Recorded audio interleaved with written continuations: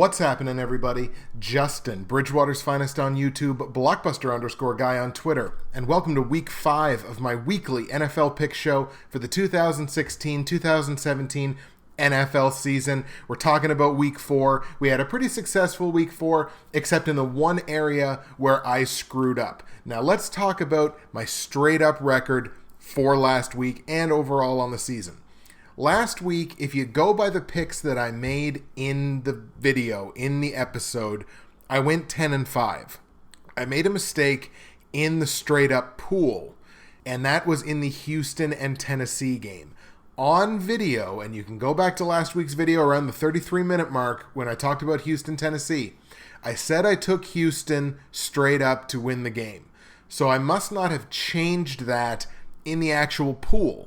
Because in the actual pool, I had Tennessee, because originally I was going to take Tennessee in an upset there, and I changed the pick for when I recorded the video, and the video pick was my official pick. But what I'm going to do, since I did make that mistake, and I don't want the record that I say on video to be different than the one in the pick'em pool, I'm just going to forfeit that win. So I'm forfeiting the win. I was forfeiting the confidence points anyway.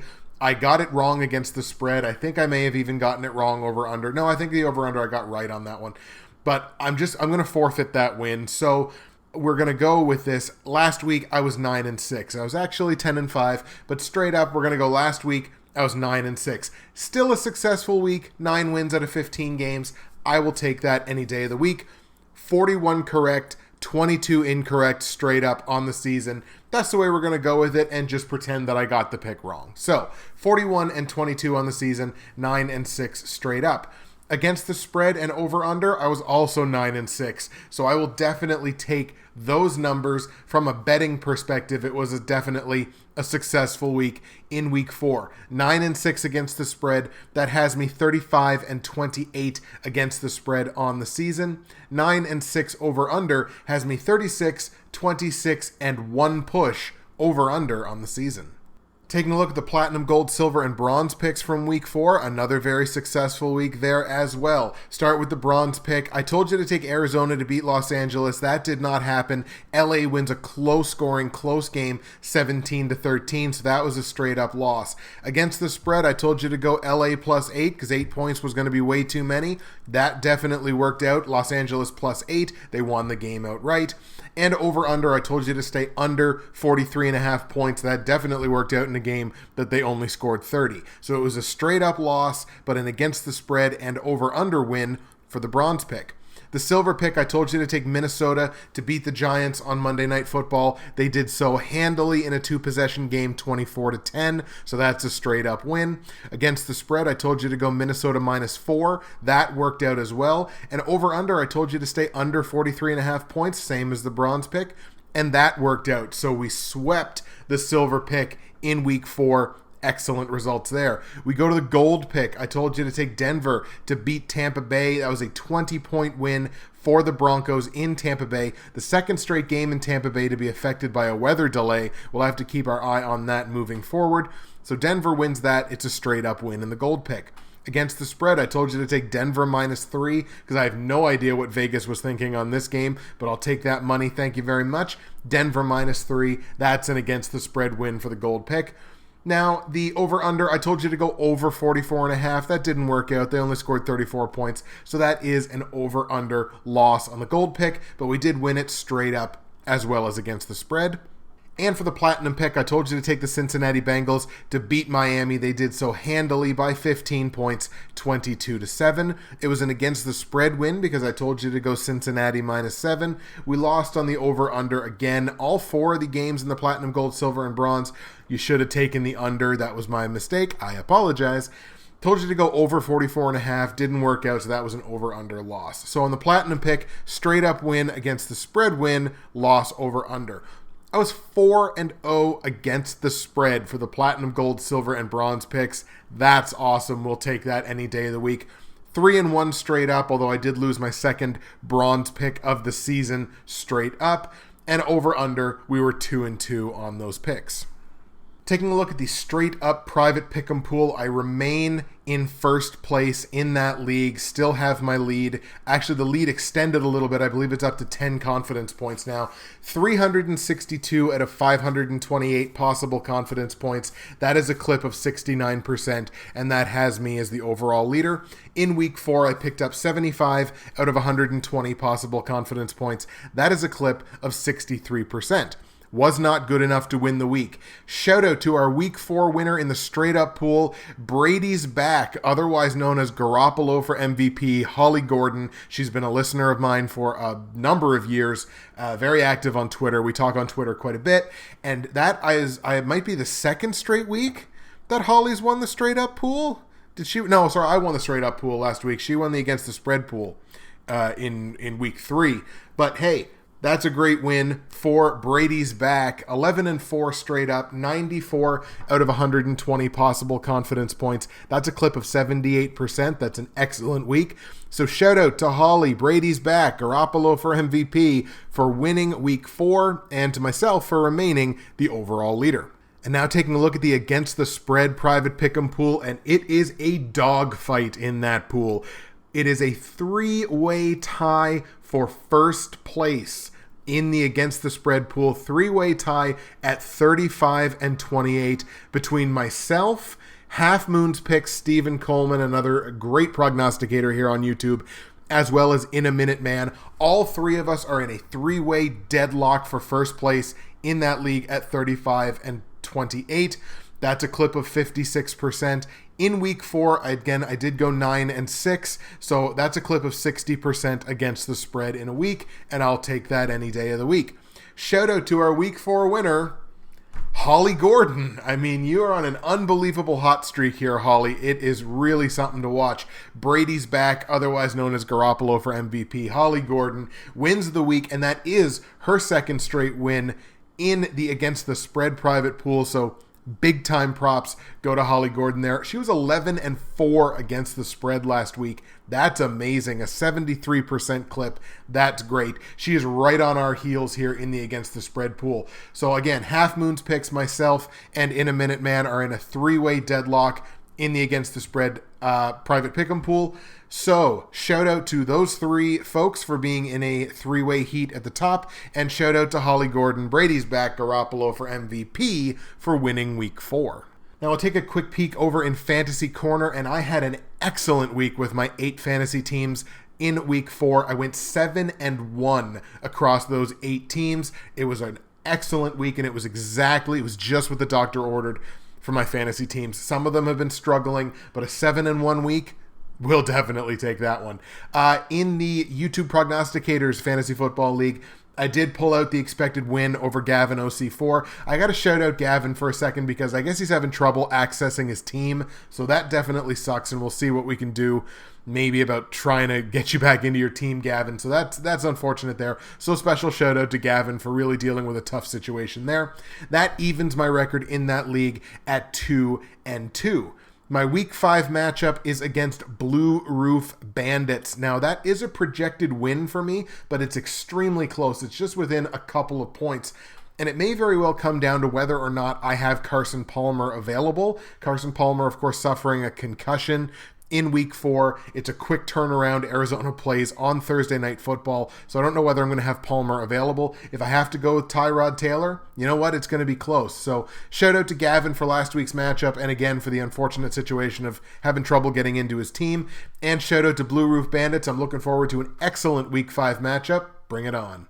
And I'll take the opportunity, as always, to remind you that if you're watching, listening on YouTube, go down into the description of the video. You're going to find all of my results from week 4. You're going to find all of my picks for week 5 straight up against the spread and over-under. You're going to find information on joining the Bridgewater's Finest straight up and against the spread pick'em pools for Season 5. It's not too late. Get in there.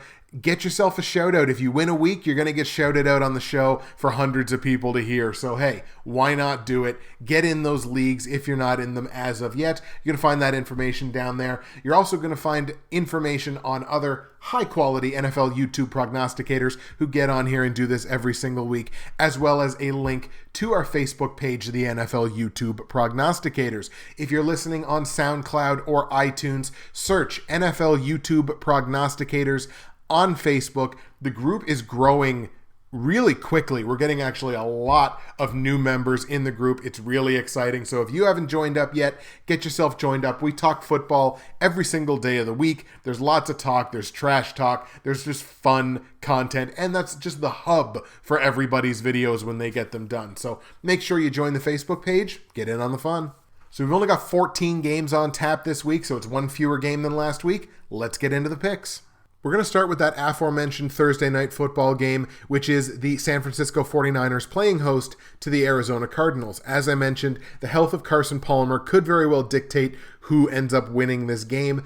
If Palmer's not in there, Arizona's going to have to go with Drew Stanton. That definitely hinders the value of guys like Larry Fitzgerald and John Brown and Michael Floyd, although probably less so with a guy like Fitzgerald because he does run a lot of short routes, short passes. Fitzgerald a lot of yards after the catch. So somebody like him, he could see a huge volume of work if Drew Stanton is in there. If Carson Palmer's in there, then it should be business as usual for the Cardinals, even though so far this season it's been anything but business as usual for a team that arguably should be close to undefeated and instead sits with, I believe, only one win. Even though Arizona has lost 2 straight, they've lost their only division game, they've lost their only game on the road so far this year, and San Francisco's 1 win has come within the division. I like the Cardinals in this game all day long, and my main reason for that, I think, is that San Francisco has, again, Blaine Gabbert really has not impressed me at all this season. That offense is good, not great. They can do some things. I don't think they're going to do a lot. It is time for Arizona's defense to step up. This is a defense that a lot of people expected going into the season was going to be elite in the NFC, one of the better defenses in the NFC. That is not holding true at this point. They're not even they're not even really scratching being the best defense in their own division. I mean, Seattle's kind of got that locked up. But it's arguable that they're not as good as Los Angeles right now, and they should be a better defense than Los Angeles. I'm just going to put that right out there. The big thing here for San Francisco is they've lost Navarro Bowman for the year. That is really going to hurt the run defense, and I think David Johnson is going to feast on this 49ers front 7. If Arizona can get any kind of blocking for him whatsoever, it's going to be a great day. So I like Arizona in the Thursday night football game. I'll take Arizona on the road to beat San Francisco. On the line, Arizona is a 3-point favorite on the road. It's really not that much to give up. I'm going to tell you to go Arizona -3 on the line. The total here sits at 42 points. I was tempted to go under on this, but to be perfectly honest, Arizona's defense, I think, has lost the credibility to say that their game should be going under because the defense plays well enough to keep the other team off the board. I think San Francisco is going to score their points here. I just think Arizona is going to score a lot more. I'm going to tell you to go over on this one. 42, it's not a big number. Sure, it's in the 40s, but it's not a big number. I think it's going to go over here. So, Arizona beats San Francisco on the road. Arizona -3 on the line, over 42 points. Let's go to Detroit now, where the surprisingly NFC North basement-dwelling Lions are going to play host to the currently undefeated Philadelphia Eagles. This just in, the Eagles are pretty good at football. Pretty simple in this one. In a matchup where the offenses are arguably similar, Detroit scored 95 points, Philadelphia has scored 92. It's a game that's going to come down to defense. Arguably, the Lions have the worst defense in their division. Statistically, that is the case. They've allowed 5 more points than have the Chicago Bears, surprisingly. Philadelphia, it's the best statistical defense in football right now. Philadelphia's allowing 9 points a game. Let me say that again. Philadelphia is allowing 9 points per game. They've won their only road game. They are undefeated outside of their division. They have not played a division game yet, so they're undefeated outside the division. I don't see any reason why Philadelphia loses this game. They've got that offense going, and I'm going to have to rely on their starting quarterback now in one of my fantasy leagues if I'm going to be missing Carson Palmer for any length of time, which hopefully I don't, but hey, you never know. It is a 2 QB league, so I may have to start leaning on him. But I don't see any reason why Philadelphia loses this game. Detroit's a good team, but Detroit's got to figure out how to get one of their best playmakers Golden Tate, how have you not figured out a way to get this guy involved in the offense? Like, he is an absolute afterthought in this offense, and it's shocking to me because he was the guy that kind of looked like the heir apparent, at least for this season, to Megatron, and that's just not happening. He is absolutely invisible out there.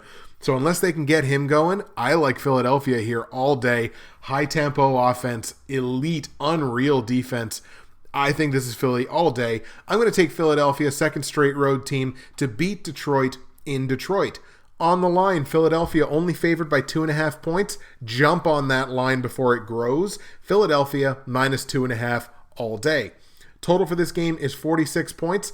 Philly's only allowing 9 points per game. I'm going to go under on this one, under 46 points. Detroit's defense is really not terrible. They just happen to have the worst statistical defense in their division, which just makes it look worse than it actually is. So under 46 points, this could be a game where maybe only 30 points are scored. I just don't think Detroit's going to score very much. So we'll go under. So Philadelphia beats Detroit straight up. I like Philly minus 2.5 on the line, under 46 points. Let's go to Indianapolis now, where the Colts are facing off with the Chicago Bears. Again, the extremely disappointing Indianapolis Colts. The curious case of the Indianapolis Colts. They've got the best offense in that division. They've got one of the better statistical offenses, in fact, in the AFC. They just have the AFC's worst statistical defense. And it's not close. The Colts, 2 weeks ago, I believe it was, I said the Colts are in a must-win game. They have to win this game. They did. Then they went out and they lost last week.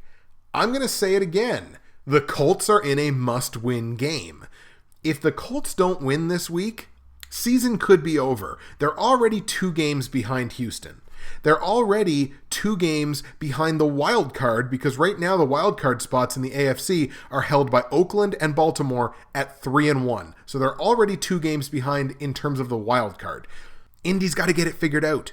They should be better than this. Honestly, they should be where Houston is right now. There's no reason why the Colts should not be 3-1. Oh, wait, yes there is. They can't play defense. So the Colts need to win this game. 100% outright. I don't want to sound like I'm picking on them, but the Colts need to win this game. I think they do. They're at home. Chicago's on the road. Chicago are arguably a better road team than they are a home team, but they're winless on the road so far this year. So I have to take the Colts here, and I think the Colts win this relatively handily. So Colts win straight up. They beat Chicago, although you better watch that Jeremy Langford guy. Sorry, not Jeremy Langford, Jordan Howard. You might want to watch that Jordan Howard guy. He's pretty good at football, as evidenced by a 100-plus yard performance last week. So I like the Colts straight up. Indy is favored by 4.5 points on the line.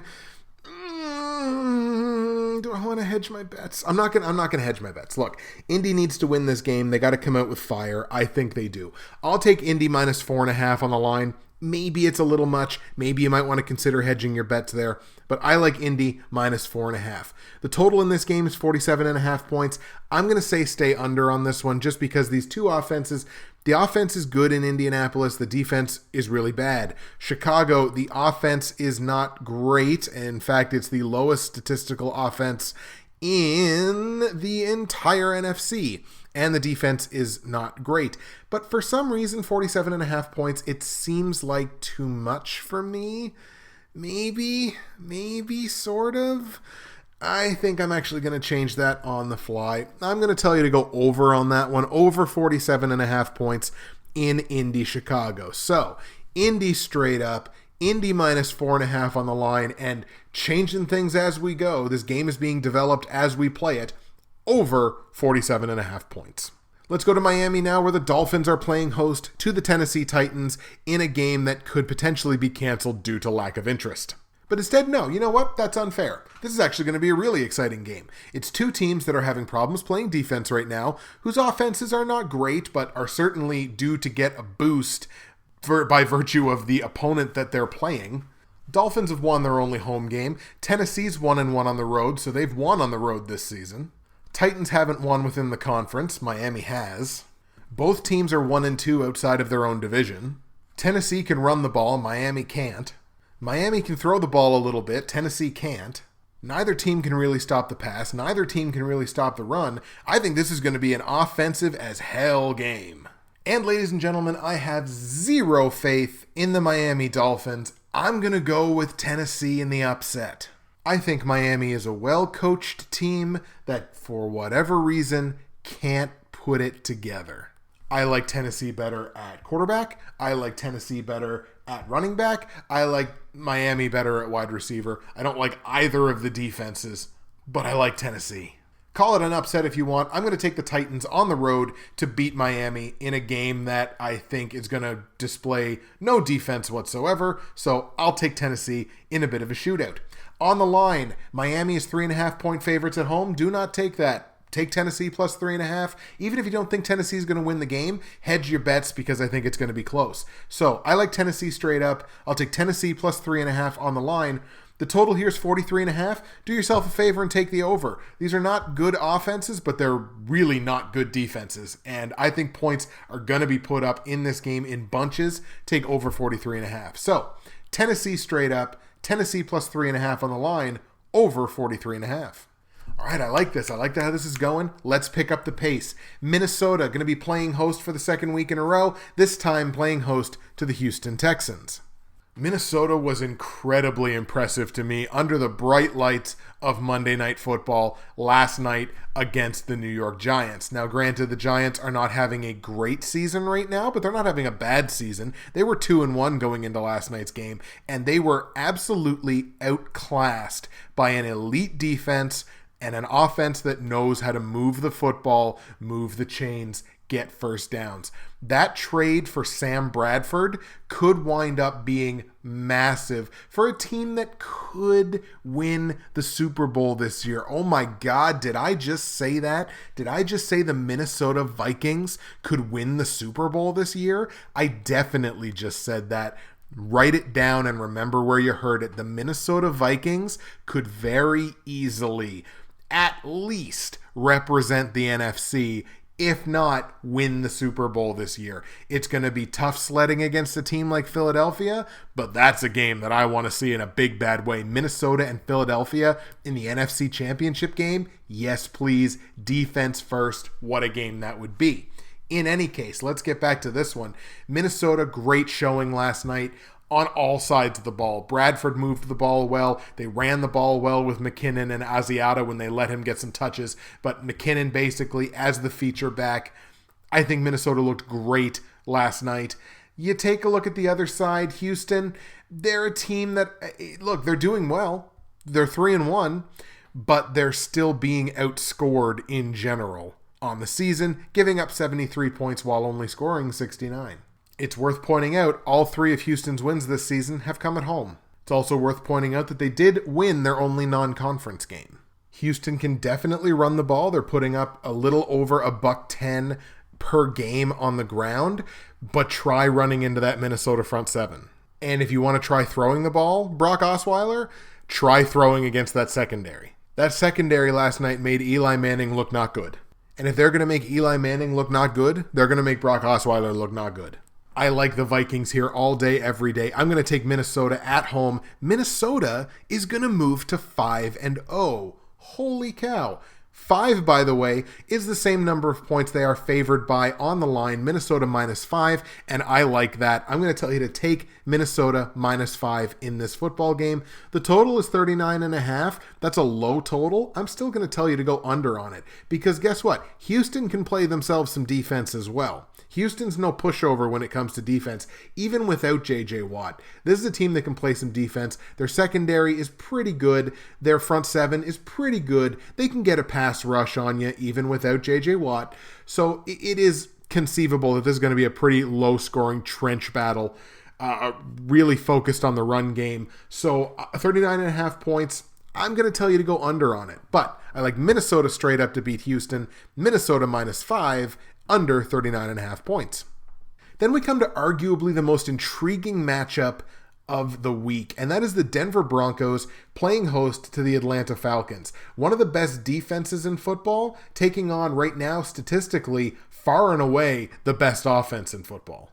Now, the one place that you can kind of get to Denver's defense is on the ground. They are the only team in the top 5 in terms of statistical total defense. They're the only team to be giving up more than 100 yards per game on the ground. They're giving up just under $114 per game. Of those top 5 teams, of course, Denver's secondary is ranked number 1 in football, but you can run on them. So Atlanta, I think, is going to formulate a game plan here that is really focused on Devonta Freeman and Tevin Coleman, mixing it up with those two thunder and lightning, if you will.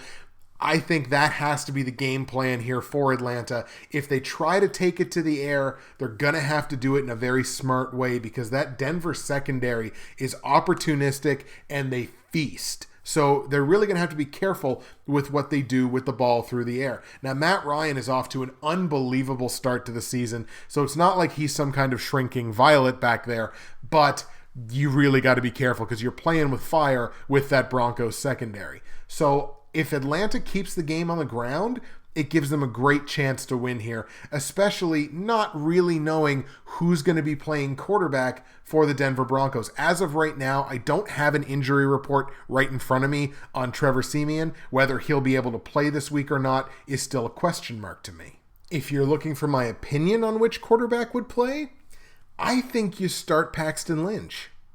Let's assume best case scenario for Trevor Siemian. Let's say it's just like a bruise or something, or like, certainly not like a sprain or any kind of significant shoulder injury, certainly not a collarbone issue or anything like that. Let's assume it's just like a bruise or something, because they did say he probably could have come back into the game, but the score was such that it didn't make any sense. Even if we assume the best, with what Paxton Lynch did when he came into the game last week, 170 yards and a touchdown on no notice for a rookie, why would you start the guy with the bruised shoulder? Simply put, this is not a must-win game for the Broncos. They're not in a situation where they're like 2-2 or something like that, and they like really need this win. They're 4-0, and their games have not been particularly close. They're winning by an average of 12 points a game. As far as I'm concerned, it's home. It's a great situation. Put your rookie out there. Give Siemian another week to kind of just get, even if it is only a bruise, give him another week to kind of, just get it feeling right again before you put him back out there. I understand he's still your starting quarterback. He should still be your starting quarterback. But why would you start the quarterback with the bruised shoulder? To me, that's playing with fire with your starting quarterback. I wouldn't do it. Then again, if I were a coach, I think I'd be a little more on the conservative side when it came to injuries. If it was me, I'd be starting Paxton Lynch. That's just me. What do you guys think? Who do you think Gary Kubiak and the Broncos should be starting in this game? If Siemian is quote-unquote healthy, should he be starting? Would you be starting Paxton Lynch in what is pretty well a plus matchup against the Falcons secondary? Speaking of, whichever quarterback starts for Denver, it's a plus matchup against the Falcons secondary. The Falcons are giving up 317 per game through the air. They're a pretty decent run defense, giving up just over 100 per game, but 317 through the air, woohoo! Yet another reason why I would be starting Paxton Lynch. In a matchup of offense versus defense, I always tend to skew a little bit more towards the defenses. Defense wins championships as far as I'm concerned. The game's in Denver. I like the Broncos. Atlanta historically has not been a team that has traveled incredibly well. Now, look, they're off to a great start this season, so that could very well be changing. That could now be old hat, but I would need to see them do it against a team like Denver. I'll tell you this. If Atlanta beats Denver in Denver, Atlanta should start talking Super Bowl. Certainly talking playoffs. Because if you beat Denver in Denver, you a bad bunch of players. In this case, bad means good. But I'll take Denver straight up to beat Atlanta in the battle of Billy B versus Hatbox. So I'll take Denver straight up, so I'll go with Billy B on this one. On the line, Denver right now is favored by 6 points. That seems like a big spread to me, which really makes me want to go Atlanta plus 6. But the potential always sits there for Atlanta's defense to lay an absolute egg. Do I think they're going to? Probably not, but the potential is there, especially in Denver. That's a very, very difficult building to play in. This is a difficult spread. I can't argue with you if you want to go either way on this spread. If I think Denver's going to win the game, I think I'm going to go with Denver on this one. So I'll go Denver -6, even though that is a big spread and it's uncomfortable to me. The over-under in this game sits at 47 points. Denver's games, I think they tend to skew a little higher scoring in Denver. So I think I'm going to go with the over on this one. It's 47 points. It's a relatively big number. It's not the biggest number that we're going to talk about, but I'll go over on it, over 47. So Denver beats Atlanta straight up. I like Denver -6 on the line, but that's a coin flip, and over 47 points. The Dallas Cowboys are going to be playing host to the Cincinnati Bengals in, as it has been lovingly referred to, Jerryland, I believe it was called on the Prognosticators Facebook page, which I really enjoyed, Jerryland instead of Disneyland. And for my interpretation on this game, I take you to a comment that I just made on the NFL YouTube Prognosticators Facebook page, which I will read at this point verbatim. The original thread, the original comment, was an expression of not understanding why the against the spread line in this game was so close. It's only like 1 point either way. In some places, it's a pick'em. My response was this: I can't say that I'm surprised the line is this close. I think this game is a pick'em. Bengals still haven't really figured out how to get the run game going, even against one of the worst run defenses in the league. 13 of their 19 first downs against Miami came through the air. Only 4 of them actually came on the ground. That's not in the comment, but it's an aside. They were super bad on third down, 20%. I believe they were 3 for 15. And all that passing, which granted, their pass attack is really good, is still only translating to under 20 points a game because they can't run the ball effectively. The Bengals are an average run defense going up against what has been, to this point, an elite run offense. If this comes down to a time of possession game, I like Dallas's chances. And I think ultimately that's where I'm going to settle on this one. If the game was in Cincinnati, it would probably be a different tune. Just like if the Atlanta-Denver game was in Atlanta instead of Denver, I would probably certainly be going with Atlanta against the spread, but I might even be going with them straight up. Where the game is played matters. This will be the first non-conference game for both of these teams. The Cowboys are hot right now. They've won 3 straight games after dropping the opener. Statistically speaking, they're the best offense in that division, and I think they're going to have a time running the football in this game. Run, and run some more. So I like Dallas at home. If the game was in Cincinnati, I'd probably take Cincinnati, but that's how close I think this game is going to be. I like Dallas at home to beat Cincinnati. On the line, Dallas, a 1-point underdog at home, I would say take that.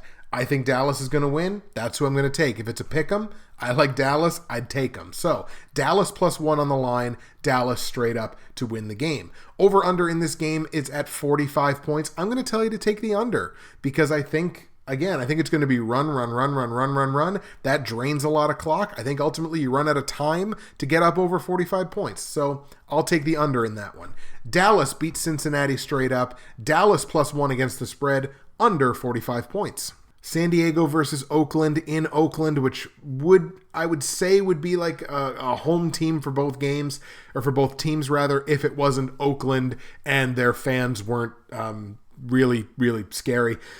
So Oakland hosting this game, and this is going to be a fun game because neither one of these teams play any kind of defense whatsoever. So this is going to be a real fun game.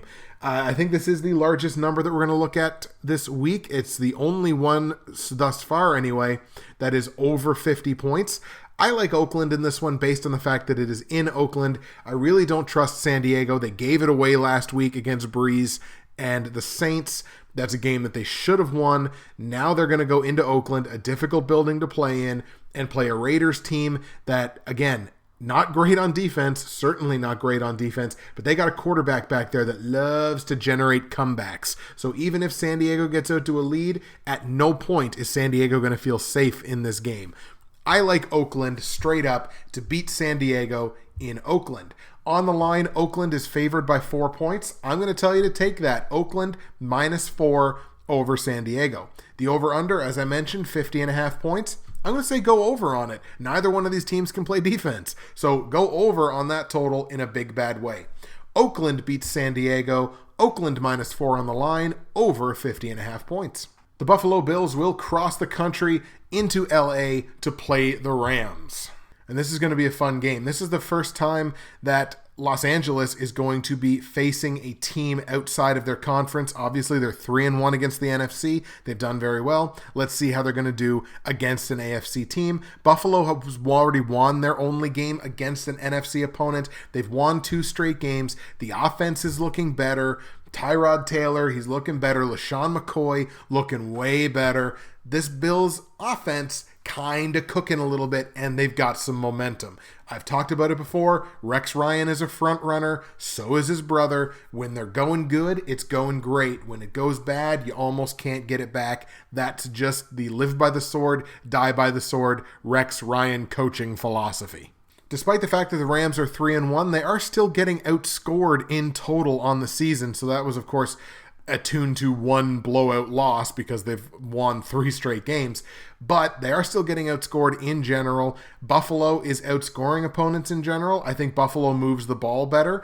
Todd Gurley, he's starting to get back into rhythm and starting to look like the player that everyone expected him to be. But LaShawn McCoy has really turned a corner. He's running hard. That Buffalo offense, they're going even though they don't have Sammy Watkins.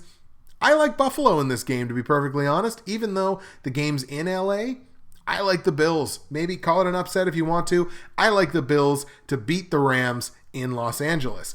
On the line, Los Angeles, a 2.5-point favorite at home. I'm going to tell you to go with the underdogs in that one. Even if they lose, I think this is going to be an extremely close game. Both of these teams are going to get their points. So Buffalo 2.5 on the line, I feel very good about that. So take Buffalo plus 2.5.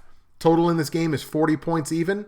I'll tell you to go over on it. It's 2 really good defenses, but it's 2 offenses that are starting to get better. And even though it is still Case Keenum back there, Los Angeles is starting to figure it out in terms of how to score some points.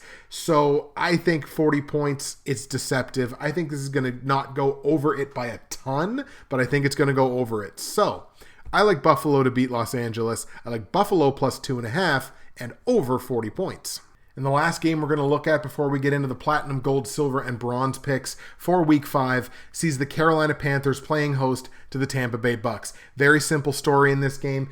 Carolina is in a position where they need to win. Even if you don't have Cam Newton available in this game, you got to win. You got to win. You have to find a way. Your defense needs to step up. You're playing a team that can't really play defense. I think this is going to be a very high-scoring game, but Carolina, you got to find a way. You got to figure it out. I don't care if you're throwing a Kelvin Benjamin 20 times. You got to figure out how to win because you're falling behind. You're basically in the Indianapolis Colts position. You're falling behind, and if you fall behind much more, you're not going to be able to come back from it. So, Carolina, I love them this week because I think it's do or die. I think it's desperation, and I think Carolina is going to rise to the occasion. I like the Panthers to beat the Bucks at home. On the line, Carolina favored by 6 points. I can't give them the luxury of that anymore. So even though Tampa Bay really can't play defense very well, I'm going to go with the Bucks plus 6 and hedge my bets. Maybe that's a mistake. There is no total in this game yet. Vegas has not released one. Whatever the total is, go over on it because Carolina's defense has played terribly these last couple of weeks. Tampa Bay's defense is just terrible in general. Jameis Winston can put up points. So can Carolina, especially if Cam Newton is back there. So whatever the total is, just go over on it. So Carolina beats Tampa Bay straight up. I like Tampa Bay, plus 6 on the line and over whatever the total eventually is. All right, kids, let's do it. Platinum, gold, silver, and bronze picks for Week 5. Let's get into it. The bronze pick where I am 2-2 straight up, 2-2 against the spread, but a very respectable 3-1 over under, sees the Baltimore Ravens play host to the Washington Redskins. Baltimore 3-1, currently co-leading the AFC North with the Pittsburgh Steelers, and it's a very, very familiar tune for Ravens fans. Defense playing bend but not break. Right now, actually, they're statistically the best defense in that division, but, I mean, I would say that there's probably at least one team in there, the Cincinnati Bengals, that objectively probably have a better defense, but they're playing bend but don't break. They're giving up fewer than they're scoring, and that's what matters. The Ravens did lose last week to lose their undefeated record. Little surprisingly, they are 2-0 on the road. Baltimore not traditionally a very good road team, but they're 2-0 so far this year. Betting against the Redskins has not worked out overly well for me the last couple of weeks. They've won 2 games in a row. They've evened their record at 2-2. And as much as I like picking on them, you're starting to get to a position where you got to start respecting this Washington offense. They're actually doing pretty well. They're inside the top half of the league in terms of points scored. Still struggling a little bit to run the ball. They're only number 20 overall in terms of rush yards per game. They'd like to see that come up a little bit. But this is a top 5 pass offense right now, 287 yards through the air per game.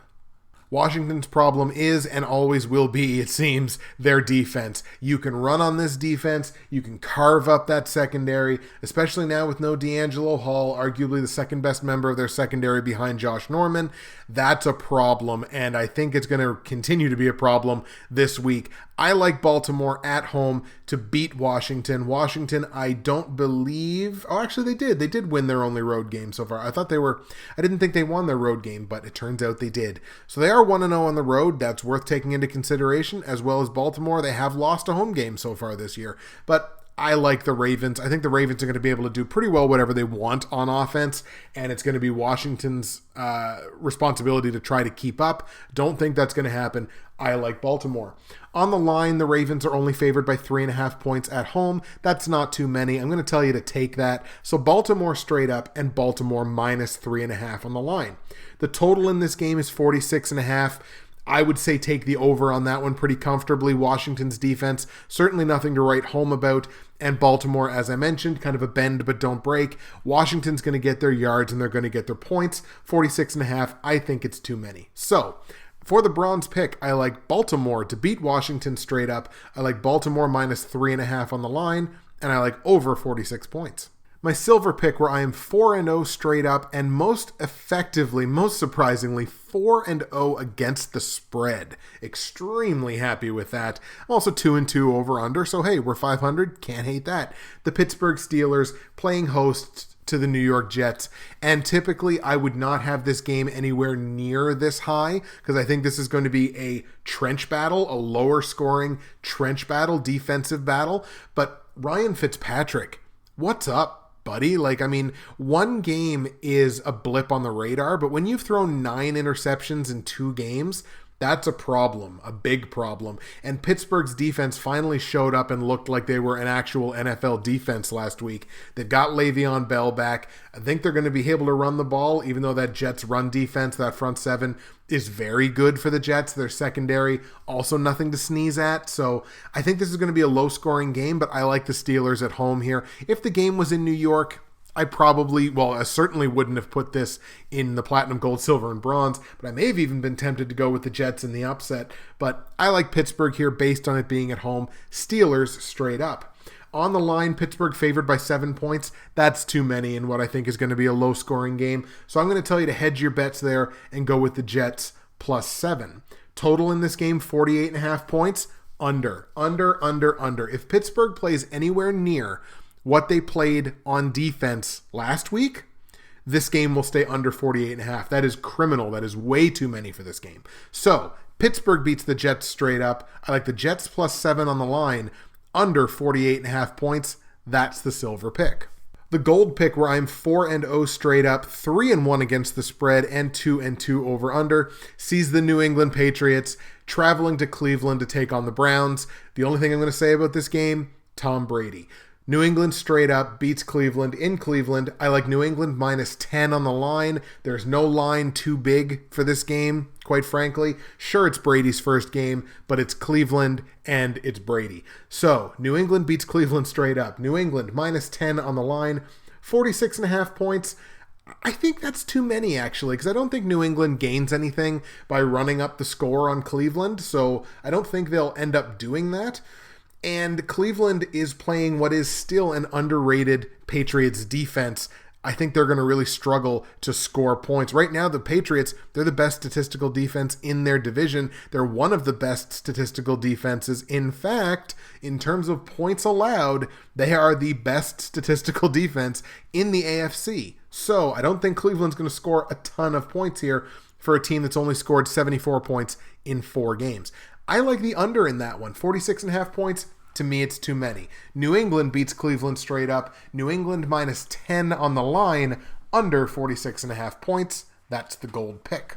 And the platinum pick, there's only one left. 4-0 straight up, 2-2 against the spread. Unfortunately, only 1-3 over under, so we're going to try to start turning that around.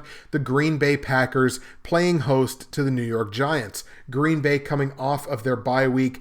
New York on a short week, having played in Monday Night Football.